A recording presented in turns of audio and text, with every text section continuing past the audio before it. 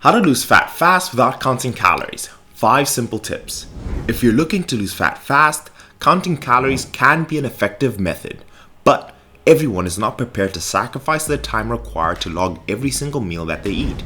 In fact, according to a study in 2017, calorie counting may not even lead to weight loss for some people. There are many reasons for this.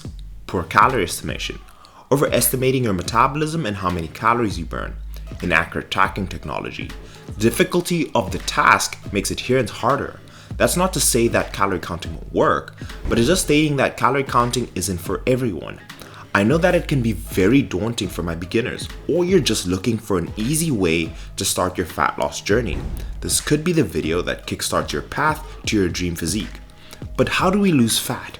Before talking about how to lose fat fast without counting calories, it may be a good idea to quickly give you a rundown on how fat loss is working in the first place. Our body requires energy to perform any function, from walking to thinking to sitting down and breathing. This energy comes from foods and drinks. We measure that energy in calories.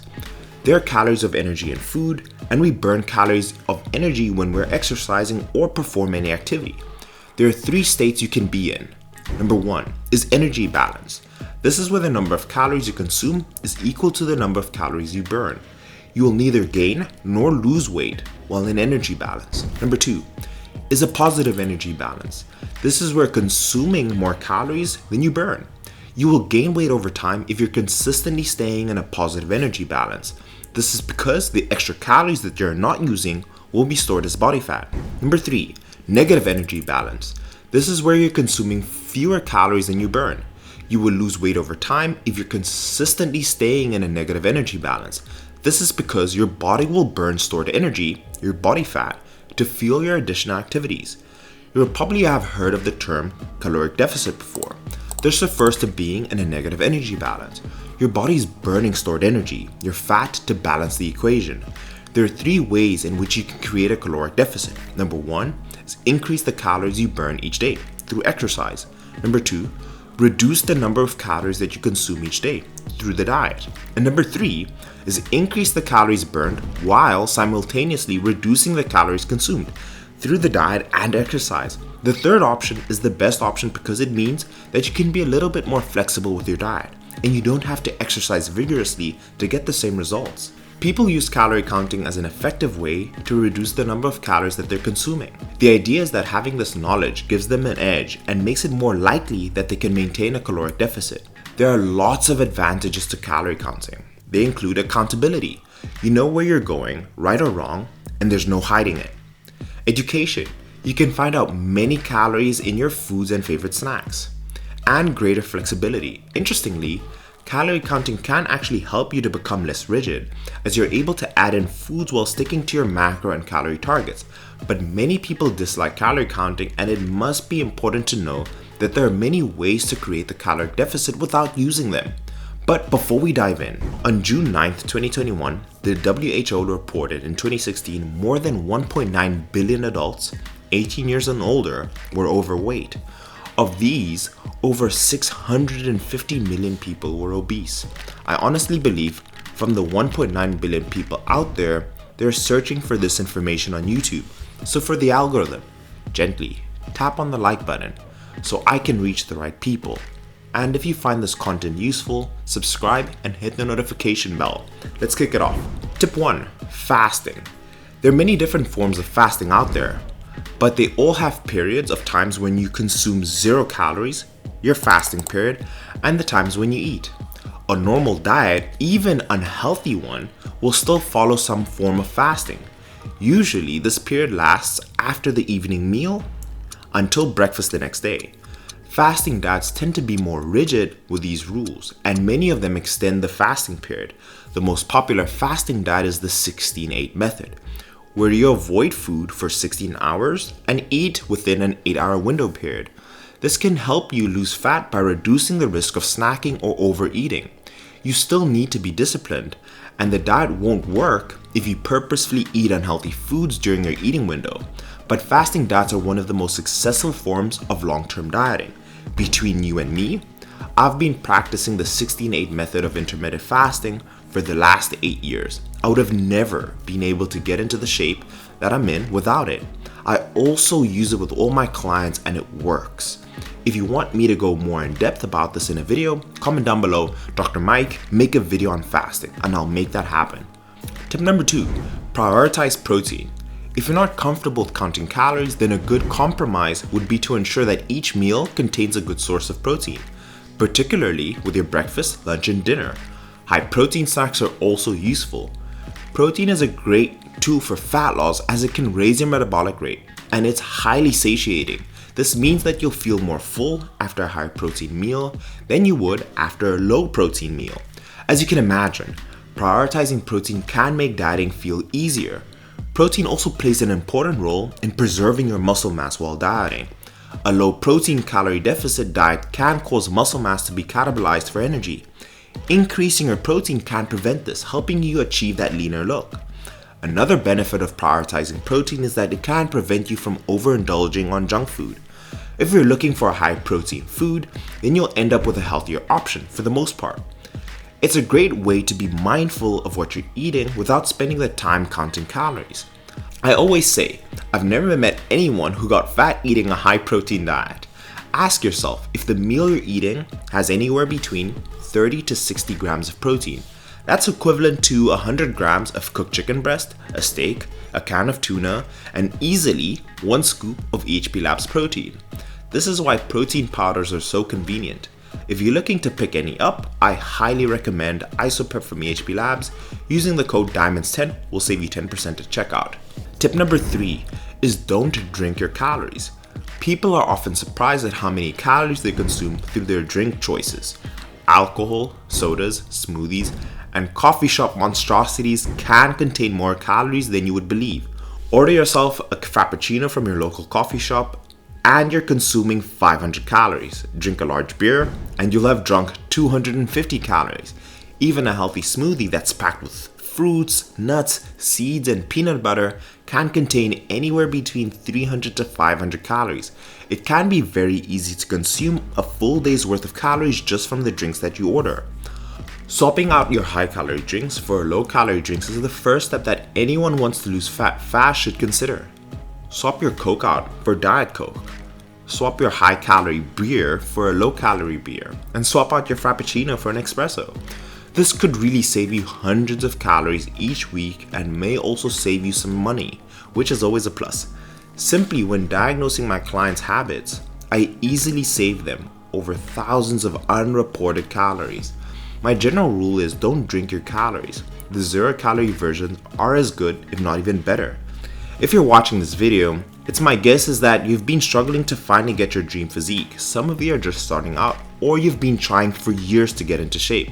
But the problem is, there's so much information and noise out there that most people don't know which program or coach to trust. I'm a bit biased, but I believe I am the best person to help you make that breakthrough. Look at Dr. Amin, Matthew, Avalon's, and the other hundreds of clients I've coached. If you're a busy professional, a success-minded individual, you want to be at high peak performance in your career and personal life, then fill out the form and book a call with me. It's in the description below. It's like day and night. When I started with you, like I'm not gonna say every day, but like every few weeks, I was seeing changes. And even though with dieting you get stressed out, you feel a little bit hungry, but when you see the results, it's like the motivation that keep you pushing further and further and keep you want to do like even more and more because you know you are getting results. Tip number 4, cut out snacking. Who doesn't love a good snack? They taste amazing, they're convenient, and often help to break up the day. But they're also high in calories. Snacking could be the reason why you're struggling to burn fat, and the truth is that cutting out snacking could lead to dramatic changes in your body composition. The first thing we need to do is address why you're snacking in the first place. Number 1, it is because you aren't eating enough during your meals. 2, could a lack of sleep be affecting your appetite? Insomnia can lead to poor appetite regulation. 3, are you bored? The first cause of snacking may sound a little counterintuitive. Surely the point of a diet is to eat smaller meals, right? This is true, but you need to find a balance between small meals and meals that are too small to fuel your activities. If you find that you're constantly hungry between meals, then it could be that a slight increase in meal size can help to prevent snacking, leading to an overall drop in calories. This is why I love a higher protein diet. That feeling of satiety reduces my snacking or makes it non-existent, consequently resulting in eating less calories during the day and burning more fat. Eating foods that are high in protein and fiber is a great way to lower your snacking cravings without increasing the calorie content of your meals. The second cause of snacking is quite simple to fix. Bad sleep can lead to an increase in appetite and a reduction in satiety, how full you feel after a meal. It may also lead to behavioral changes. People who are tired tend to seek out high-calorie snacks. If you're sleeping fewer than 7 hours per night, then this could explain your need for snacking. Sleep longer for a few nights and see if you can notice any difference. The third cause of snacking is boredom.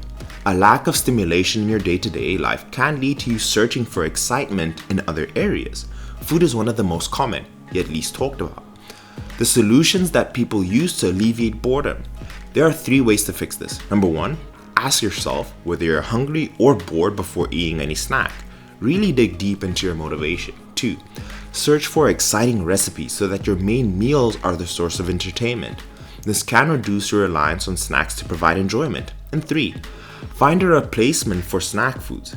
A calorie-free soda, for example, can be delicious and novel, but it's free from calories and won't harm your diet. If you're just starting out on your fat loss diet, then you don't need to cut out all of your snacks straight away. Just reduce your snacking week on week. Swap out large snacks for smaller, higher protein alternatives. Protein shakes, protein bars, and high protein snacks are easy to find online or in any supermarket. Or you can choose naturally high protein foods such as beef jerky, Greek yogurt, and lean meats. Choose small portions, and you should find that your calorie intake is lower than usual, as the high protein foods are replacing the high calorie snacks. Once you've got used to that, reduce that number further until there are no snacks left in your diet. Once you've achieved your overall fat burning goal, you can start to reintroduce them. And tip 5, use hand-sized portions. Using your hands to measure your food may sound a little unorthodox, but this method is both accurate and rapid. This way, it works is that you use the size of your hand, fist, or thumb to give you an indication of the right portion size for different macros. Example, a flat palm is 1 serving of protein. A cupped hand is 1 serving of carbohydrates. A clenched fist is 1 serving of vegetables. A thumb is 1 serving of fats. Use this when sitting out portions of foods for your meals. A man would have 2 portions of protein, which is 2 times of the flat palm size, while a woman would have 1. The same goes for carbohydrates, vegetables, and fats. Not only does this make it easier for you to serve yourself, but it can help with serving different members of your family. There's no need for measuring, no spreadsheets, barcode scans, or food scales. Just use your hand. It's not perfect, but it is a quick and you can really help anyone who struggles to serve the right food portions. There are limitations to this. It doesn't work well with certain meals, casseroles, pies, curries, etc. But this is also true for traditional tracking. Just one thing to remember, you don't actually touch the food when you're estimating your portion sizes, just hover over them. So quick recap. As you can see, burning fat without counting calories is quite straightforward. Improve the composition of your meals by prioritizing protein. Use fasting or a no-snack diet to reduce your eating window. Pay more attention to what you're drinking and use simpler methods of estimating portion sizes. If you're new to the diet and exercise, then these methods are preferable to calorie tracking as they're quick to learn and easy to implement. Calorie tracking is something that you can add in. A meal at once you've actually grown accustomed to your new lifestyle. It does have its uses, particularly if you're trying to get a six-pack. To reiterate, if you want to guarantee results, tracking macros and being able to weigh it and put in MyFitnessPal is probably your best bet. However, if you're trying to start off your journey, or you're just trying to stay on track while you travel, or you just want to be able to say, hey, this is what's going to get my confidence up, this is the best way to go about it with all the tips that I mentioned in this video. That being said, in the comments down below, let me know what was your favorite part, what part you found useful.